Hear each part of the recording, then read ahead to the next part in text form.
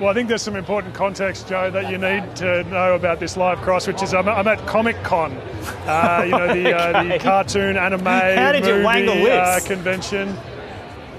I just thought it'd be more interesting than polling booths for an election live cross. Good call, good call. So we've been asking people why they're dressed up. And to be honest, as my age group and demographic, I don't know who anybody is. What has this got to do with the election, Eric?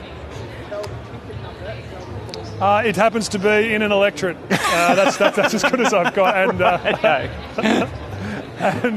And people are voting in costume. Well, they will be after they've been to the convention here. That's what they're telling me. So I thought it would look better. That was my simple reason.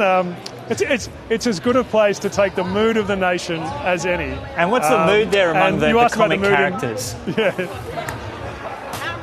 They say they don't want to talk about politics, actually. They want to talk about anime and movies, and I may have miscalculated. But if you want to know the mood in the electorate, particularly the marginal seat of Boothby, it has been interesting out and about this morning. Labor definitely more confident. In some coverage overnight, we saw that both Labor and the Liberals believed the seat was lost to the coalition for the first time in 73 years, which would be a very interesting development. It's a demographically diverse seat, so that means it's a very good place to get a sense of where a national swing might have a big influence. There's sections of it that vote Green, strong sections that vote Liberal, and strong sections that vote Labor. Labor very confident out and about at the polling booths this morning. It's a different feeling from the Liberals. Here's how candidate Rachel Swift feels about their campaign. It's no secret that what's said on social media and actually what's said in person to candidates is just wholly unacceptable. For me, I'm made of stronger stuff. I went into conflict zones to deliver healthcare, so I'm not going to be put off my game by that behaviour. But I do think we need to call it out. We saw it before, we're seeing it again. We live in a democracy. We should be immensely proud of the democracy that we have, no matter what your political persuasion. And I just encourage people to have good, solid debates about issues and policies.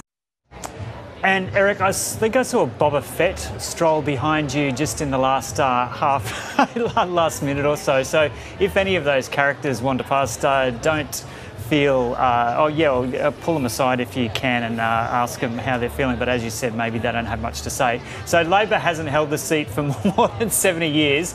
How significant would it be for the coalition to lose it? It would be a huge development. And I mean, the seat, you could read into it in the context of a national swing this election, or you could look at it it's been gradually creeping closer towards Labor over the last few elections. Labor have called it, and previously, a mirage. They say it's a seat that looks like it's going to go their way and never does, but the Liberals have lost their incumbent MP in Nicole Flint, so Rachel Swift is a new candidate. It's been a high-profile battle, lots of visits from the leaders and former Prime Ministers, with Julia Gillard actually appearing at a campaign event with Anthony Albanese yesterday. So I think people know it's a high-stakes seat. They know it's a very important seat, and it will show us which way the nation's going if Boothby turns. Senator Penny Wong, the leader of the opposition in the Senate, was out and about this morning, and she talked about just how difficult it's going to be and how Boothby will be a good example of the way things go. Changing government is hard. Winning government is hard, and we've done it very few times since World War II, and each time it does change the country, and we're asking people to change the future. So, Joe, I mean, I think it's a really interesting contest here in South Australia. Only one marginal seat, but has received an enormous amount of attention from the major parties. And as I said, it could perhaps help us see which way things are going nationally.